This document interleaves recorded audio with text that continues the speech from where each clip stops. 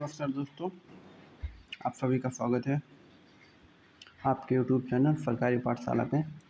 आज हम UP triple SC की जो करंट और जीके के क्वेश्चन है वो करेंगे, जिसमें यूपी के करंट अफेयर होंगे और नेशनल राष्ट्रीय स्तर के करंट अफेयर और इंटरनेशनल करंट अफेयर होंगे, और लास्ट में जीके के 10 क्वेश्चन होंगे जो प्रीवियस ईयर में आए हैं। जीके के 10 क्वेश्चन होंगे, उसमें भी यूपी जीके रहेगा और जियोग्राफी साइंस जितने भी हैं वो रहेंगे। 10 क्वेश्चन रहेंगे। ये टॉपिक जितना मैं पढ़ाऊँगा उतना आपको क्लियर हो जाएगा, इसकी मैं गारंटी रहता हूँ। और ये क्लास डेली आएगी, पर डे क्लास आएगी। चलिए शुरू करते हैं।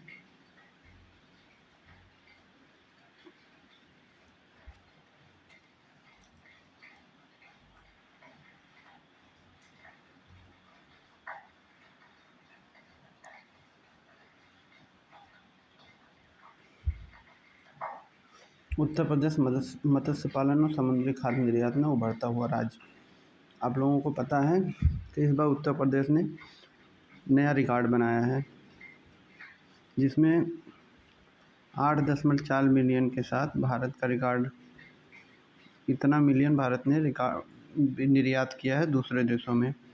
ये रिकॉर्ड है 8.45 मिलियन, ये याद रखिएगा मत्स्य पालन में। नीचे देखते हैं। और इन सब में जो उत्तर प्रदेश का रहा है उसको राष्ट्रीय पुरस्कार भी मिला है। उत्तर प्रदेश को राष्ट्रीय पुरस्कार मिला है अंतर्राष्ट्रीय मत्स्य पालन में। मैदानी क्षेत्र, जो मैदानी क्षेत्र में मछली पालन होती है, उसके लिए इसे राष्ट्रीय पुरस्कार मिला है। और जो इसका लक्ष्य है कि 2030 तक 25% वृद्धि करना। 2030 तक जो है मत्स्य पालन में वृद्धि करना है। और रही बात जीके की, तो जीके के हिसाब से आप देख लीजिए, जो नीली क्रांति होती है वो मत्स्य पालन से जुड़ा हुआ है। तो आप लोग ये डाटा याद रखेंगे ज़रूर। 8.45 बिलियन, 8.45 बिलियन इतने का निर्यात किया है भारत ने मछली, जिसमें उत्तर प्रदेश का बहुत बड़ा योगदान रहा है। और यूपी के हिसाब से ये टॉपिक याद रखिएगा कि अंतर्राष्ट्रीय मत्स्य पालन मैदानी क्षेत्र में सर्वश्रेष्ठ इसे राज्य का पुरस्कार मिला है। चलिए नेक्स्ट क्वेश्चन।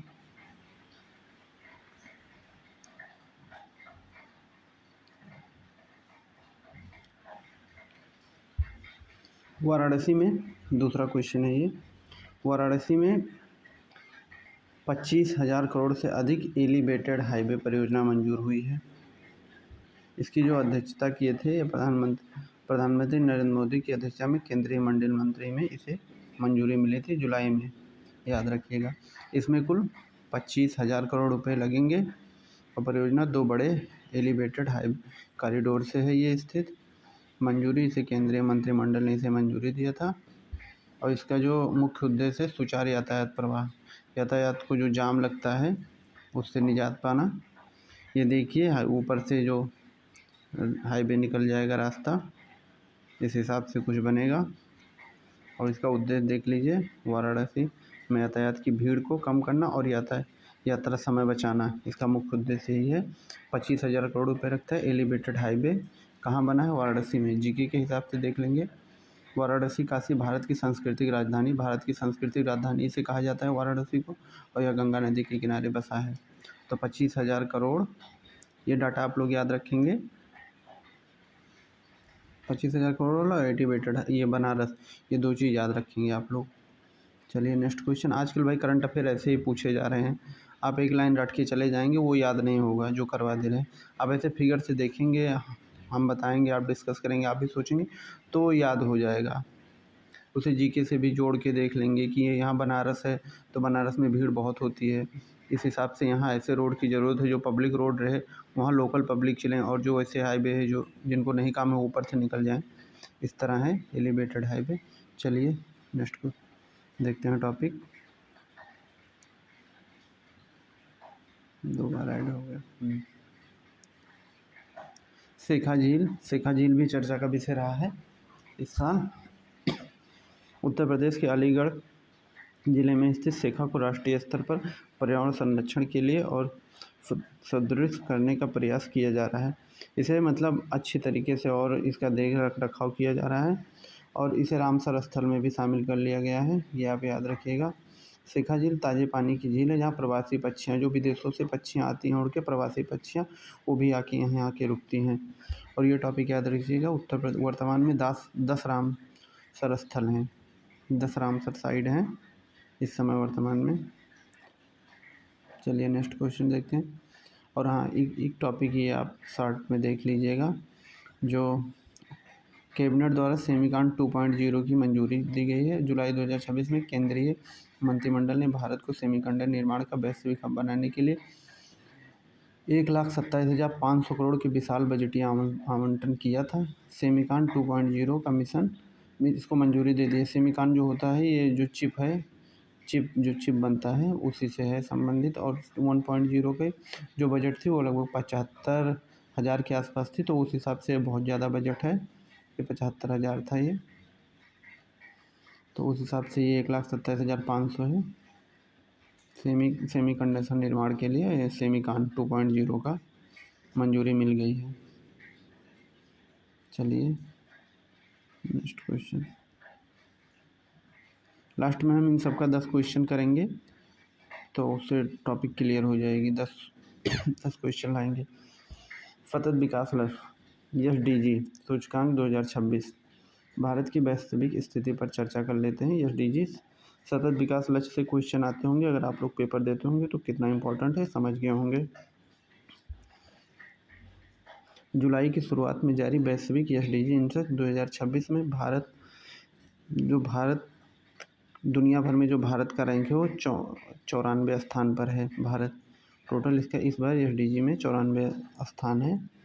संयुक्त राष्ट्र यूनियन द्वारा किए गए कुल 17 सतत विकास लक्ष्य हैं, 17 सतत विकास लक्ष्य हैं और जिन्हें 2030 तक हासिल करना है।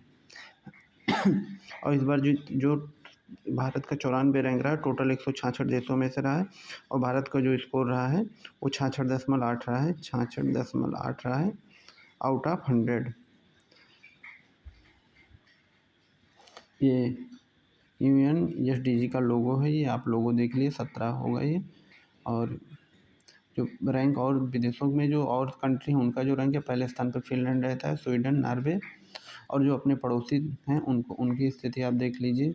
जो पड़ोसी हैं उनकी स्थिति, बांग्लादेश 105 पे है, नेपाल 99 और पाकिस्तान 132 पे। पाकिस्तान का 132 है ये, और हम लोगों से भी गिरी हाल पे रहता है हर जगह यहाँ। चलिए ये देखिए, इसमें सुधार हुआ है। भारत पहले 110 पे था, अब ये 94 पहुँच गया है, थोड़ा सुधार हुआ है 10 साल में। चलिए देखते हैं आगे।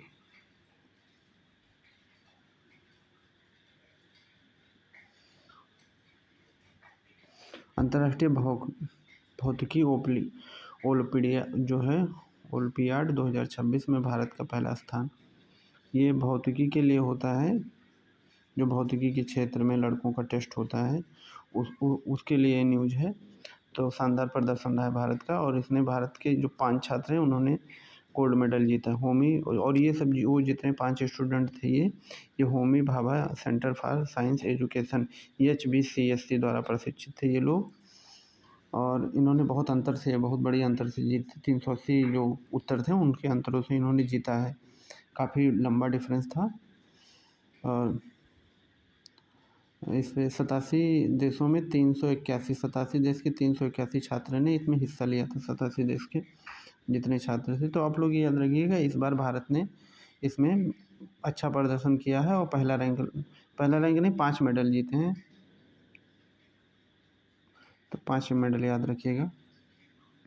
और हाँ, इसी हिसाब से जुलाई के जो दिवस हैं वो भी देख लीजिए, काफ़ी इम्पोर्टेंट दिवस रहते हैं, इसलिए मैंने इसमें डाल दिया है। जुलाई चिकित्सा दिवस 1 जुलाई, 3 जुलाई अंतर्राष्ट्रीय प्लास्टिक बैग मुक्ति दिवस। ये योगी सरकार ने तो वो जो सिंगल यूज प्लास्टिक हो उसे यूपी में बंद कर रखा है। अब भाई आप लोग जानते होंगे बंद है कि नहीं, लेकिन यूपी में बंद है। तो इसका जो होता है वो 3 जुलाई को होता है इसी मंथ। 11 जुलाई विश्व जनसंख्या दिवस, और 15 जुलाई विश्व युवा कौशल दिवस, world youth skill day. Modi ji का बहुत इसमें वो रहता है, वो चाहते हैं कि इस पे लड़के युवा रोजगार हो, बहुत सारी इस पे योजना भी चल रही है, योजना भी पूछा जाता है, वो भी आप लोग याद रखेंगे। तो 1 जुलाई चिकित्सा दिवस, 3 जुलाई अंतर्राष्ट्रीय प्लास्टिक मुक्ति दिवस और 11 जुलाई विश्व जनसंख्या दिवस, 15 जुलाई विश्व युवा कौशल दिवस। चलिए आगे देखते हैं, इंडिया का पहला रैंक रहा है, याद रखिएगा। चलिए आगे देखते हैं। ये क्वेश्चन बन सकता है। महाराष्ट्र में महिला किसानों के अधिकार के लिए कानूनी मान्यता। महाराष्ट्र सरकार एक योजना लाई है जिसमें महिलाओं को भी कानूनी मान्यता दी गई है। और पहले जैसे कि कोई लोन होता था या कुछ होता था, वो पुरुष को ही स्वामित्व मान के दे दिया जाता था, पुरुष महिलाओं का नहीं रहता था, लेकिन अब ऐसा नहीं है। भूमि स्वामित्व और ऋण के लिए महिलाओं का भी अब कागज़ चल जाएगा। अगर वो लेना चाहें तो वो लैंड ऑनरशिप के उस पर लोन ले सकती हैं।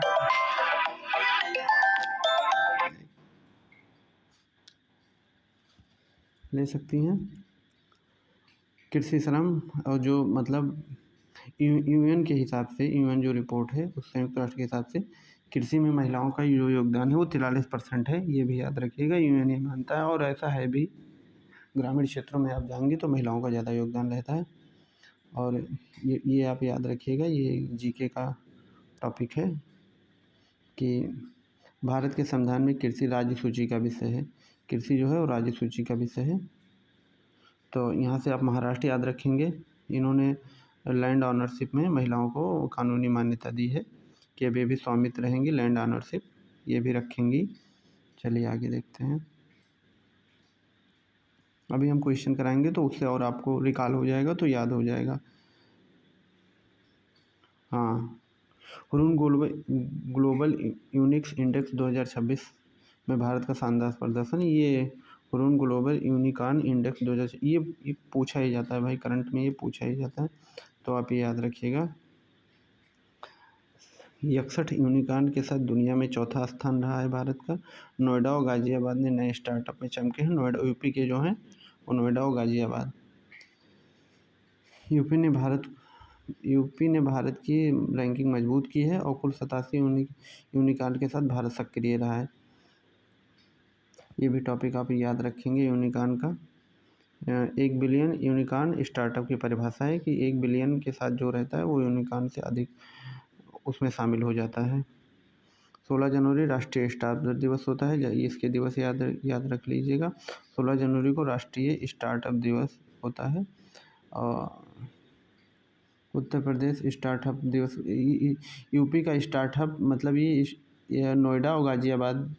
देखो नोएडा तो आप लोग जानते होंगे, जो दिल्ली से सटे हुए राज्य हैं, वहाँ से ये जो क्या बोलते हैं सिलिकॉन चिप और ये सब बनता है। इन सब से भी इसे डेवलप करने के उसमें है गवर्नमेंट, ताकि यहाँ पे और टेम्पर्ड ग्लास भी की फैक्ट्री लग रही है जो कि भारत की पहली है।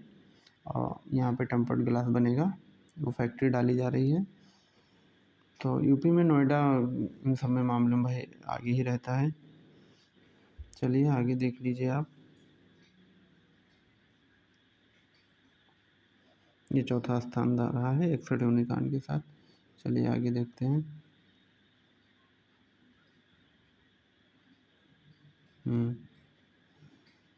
ये क्वेश्चन आ गया, ये नया क्वेश्चन जुलाई में ही अभी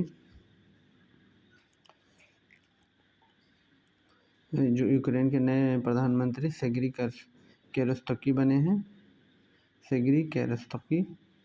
और यूक्रेन जो है ये रूस के साथ बॉर्डर शेयर करता है, तो अभी तक तो ये लड़ाई में ही उलझे थे, इन लोगों का लड़ाई हो रहा था। तो अभी यहाँ पे थोड़ी शांति आई है, युद्ध के बाद आर्थिक सुधार हुआ है युद्ध के बाद। और यहाँ की जो यूक्रेन की जो राजधानी है वो कीवी है, और इसकी जो मुद्रा है वो है रिवनिया। यहाँ की मुद्रा है रिवनिया, उसका जो लोगो है वो ये है, याद रखिएगा, रिवनिया है यहाँ की मुद्रा, ये ऐसी है। ये नए प्रधानमंत्री बने हैं सेर्गी। चलिए नेक्स्ट क्वेश्चन।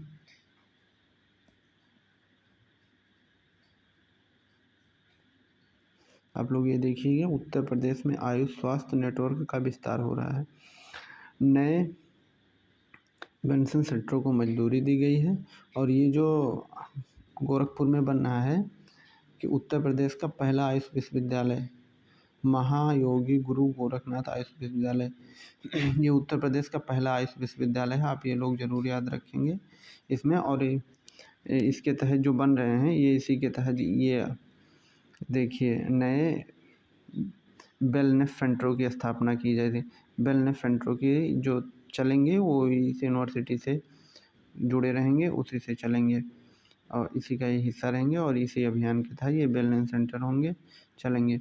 और यहाँ जो आयुष है, आयुष का पूर्ण नाम आप लोग याद रखिएगा। ए का मतलब होता है आयुर्वेदिक, वाई का मतलब योग, यू का मतलब जो होता है न्यूरोपैथी, प्राकृतिक और चिकित्सा से संबंधित है।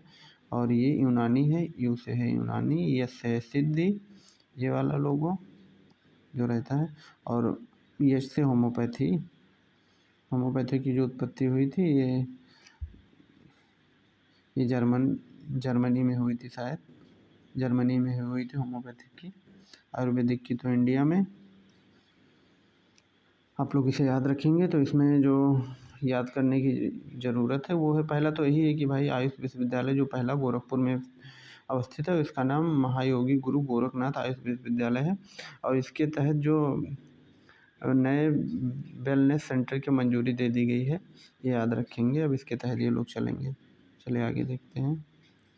हाँ, तो अब यहाँ से ये ख़त्म हो गया और हम लोग अब करेंगे प्रैक्टिस सेट। जितना पढ़े हैं उसका प्रैक्टिस सेट करेंगे। तो चलते हैं प्रैक्टिस सेट करते हैं। चलिए, पहला क्वेश्चन आप लोगों को याद आ ही गया होगा।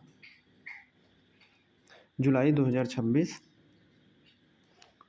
में केंद्रीय मंत्रिमंडल ने वाराणसी में यातायात की भीड़ को कम करने के लिए कितने करोड़ रुपए की अधिक एलिवेटेड हाईवे परियोजना को मंजूरी दी। एलिवेटेड हाईवे आप लोग जान गए हैं, जो रोड के ऊपर से निकल जाती है।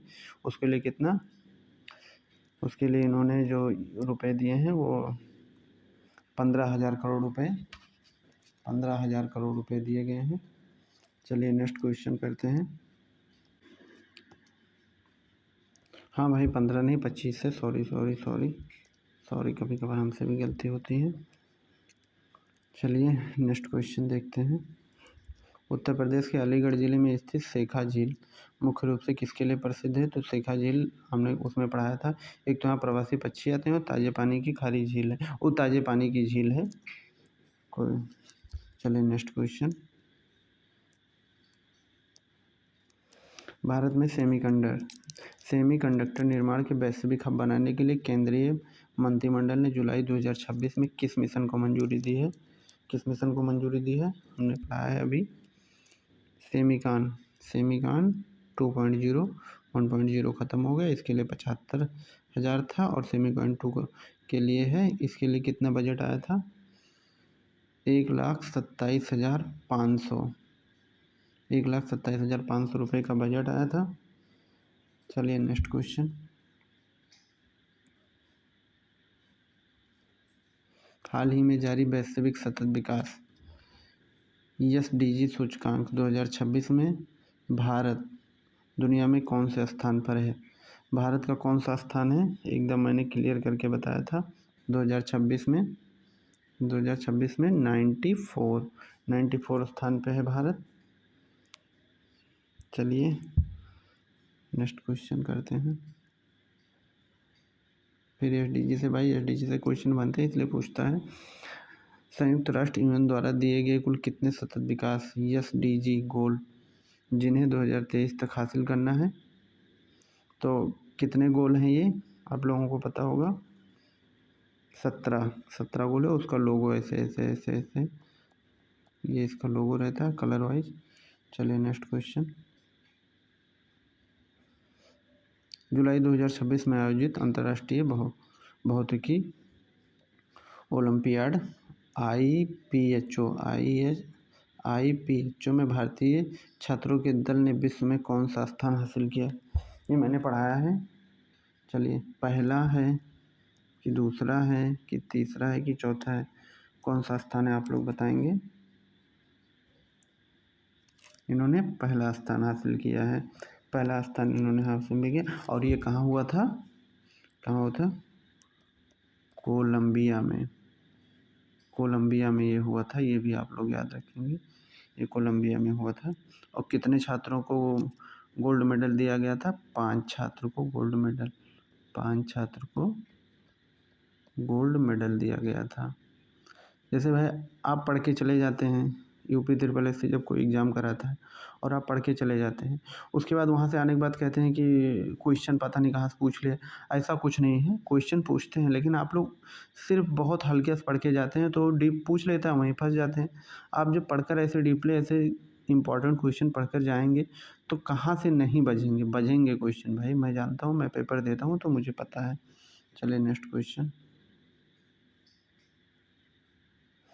अब ये देखो हुरून ग्लोबल यूनिकॉर्न इंडेक्स 2026 में 61 यूनिकॉर्न स्टार्टअप के साथ भारत विश्व में किस स्थान पर रहा?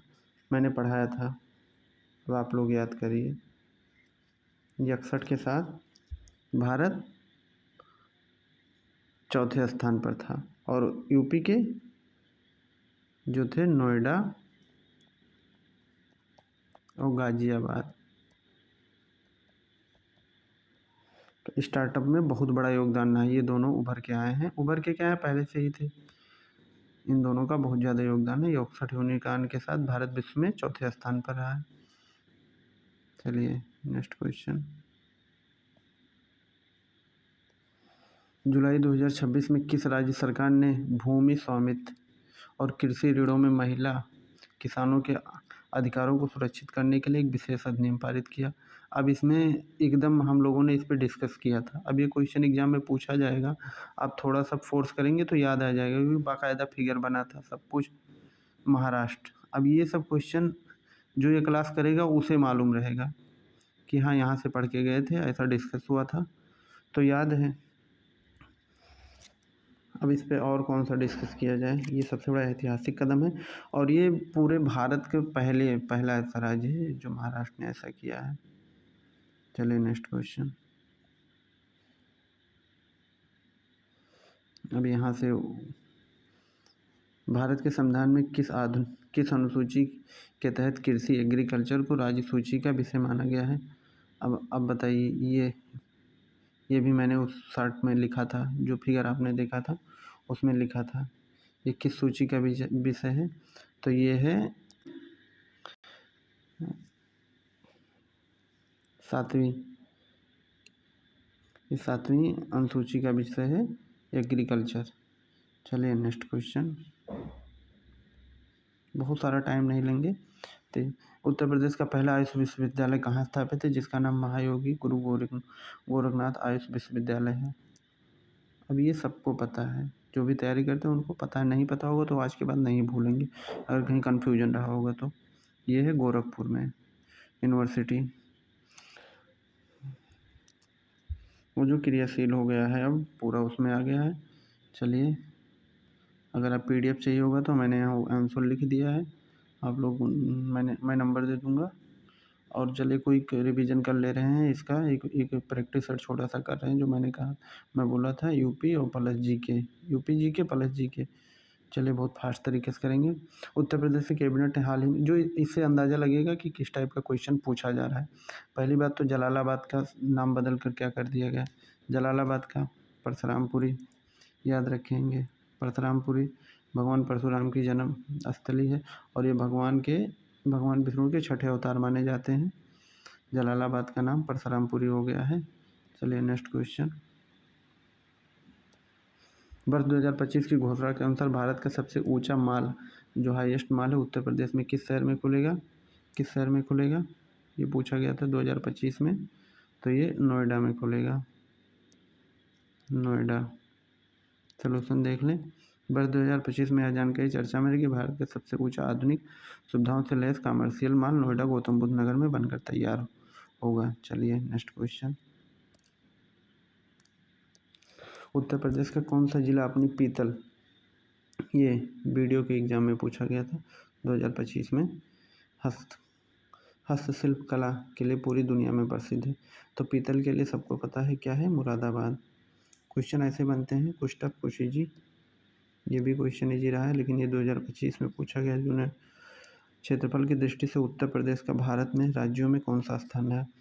तो ये चौथा स्थान रहा है। और पहले पे है राजस्थान, दूसरे पे मध्य प्रदेश, तीसरे पे महाराष्ट्र। RMM ऐसे आप याद रखेंगे, RMM। चौथा स्थान रहता है यूपी का। चलिए नेक्स्ट क्वेश्चन।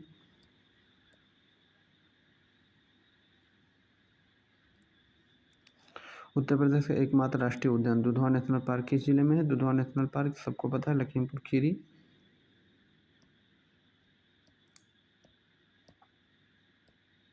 अब यहाँ से जीके के क्वेश्चन मिलेंगे।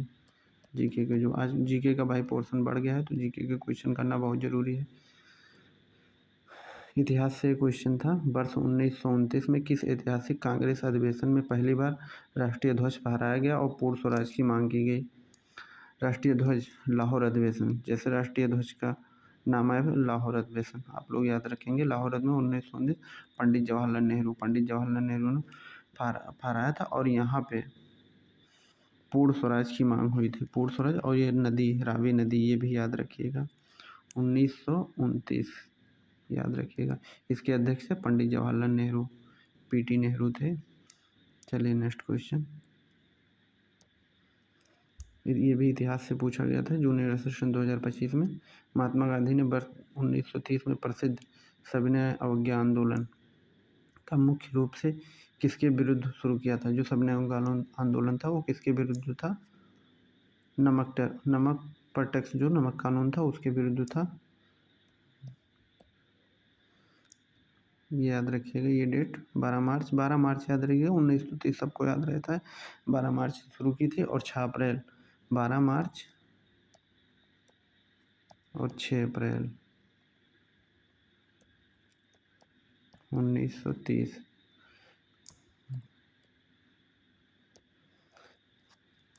भारत का पहला कृत्रिम उपग्रह कौन था जिसे अंतर्राष्ट्रीय में भेजा गया था? जिसे अंतरिक्ष में भेजा गया था। अब ये क्वेश्चन पूछा गया है, इस जो लेखपाल हुआ था उसमें पूछा गया था शायद, पहला जो विश्व का पहला पूछा गया था। और यह ऐसे यही सब क्वेश्चन पूछा जा रहा है बार बार, तो इससे आपको अंदाज़ा लग जाएगा कि ऐसे क्वेश्चन बन रहे हैं। तो भारत का पहला जो कृत्रिम उपग्रह था अंतरिक्ष में भेजा गया था उसका नाम था आर्यभट्ट नाम था। और इसे 19 अप्रैल 1975, अब ये डेट याद रखेंगे, 19 अप्रैल 1975 पहला सोवियत संघ की मदद से भेजा गया था। सोवियत संघ रॉकेट की मदद से अंतरिक्ष में लॉन्च किया गया था। नेक्स्ट क्वेश्चन, 9वां क्वेश्चन जो है और लास्ट क्वेश्चन होगा शायद। अपशिष्ट जल उपचार के दौरान जो अपशिष्ट जल हैं उनके तैरने वाले जो रहते हैं, जो पानी में दिखाई देते हैं, के दौरान तैरने वाले वसा, ग्रीस और तेल जैसे ठोस पदार्थों को हटाने के बाद कीचड़ है उन्हें क्या कहा जाता है? जब साफ़ सफाई करते हैं उसके बाद जो कीचड़ है तो उसको क्या कहा जाता है? उसको सीवेज, कीचड़ या स्लज कहा जाता है। इससे दो चीज़ होती है। इससे तो एक तो खाद बनता है, ये जो रहता है खाद, और गैस बनाने में काम आता है। ये दो काम, देखो यहाँ सोल्यूशन भी लिखा है। जल शोधन प्रक्रिया के बाद टैंक के नीचे बैठने वाले गाढ़े ठोस जैविक कचरे को स्लज कहा जाता है, जिसे बाद में खाद गैस बनाने में उपचारित किया जाता है। हाँ मैंने बताया ना, खाद और गैस में ये किया जाता है। अब इस टाइप के क्वेश्चन बन रहे हैं, इससे आपको एक अंदाज़ा लग जाएगा कि क्या है। तो भाई चलिए, अगर PDF इसका चाहिए होगा तो बस इस पर मैसेज कर दीजिएगा, हाय लिख दीजिएगा। बाकी टेलीग्राम का लिंक मैंने दे रखा है, यूट्यूब पे इसमें दे दूँगा। और अगर मन करे भाई तो अच्छा लगे तो सब्सक्राइब कर देना, लाइक कर देना। बाकी मैं वीडियो लाता रहूँगा। और जियोग्राफी की एक वीडियो मैंने डाली थी तो आप लोगों ने लाइक तो नहीं किया है, देखा है लोगों ने, तो उसका भी क्लास आएगा। और इस जियोग्राफी के बाद पहले ये आएगा करंट का, ये डेली ऐसे रहेगा, सिर्फ करंट नहीं रहेगा। करंट में आपका GK रहेगा, UP GK रहेगा। और अगर 2-4 क्वेश्चन कंप्यूटर के लोगों को लगता हो कि ऐड कर दिया करो तो आप लोग बताओ, मैं वो भी ऐड कर दिया करूँगा। बाकी चलिए बाय, गुड नाइट।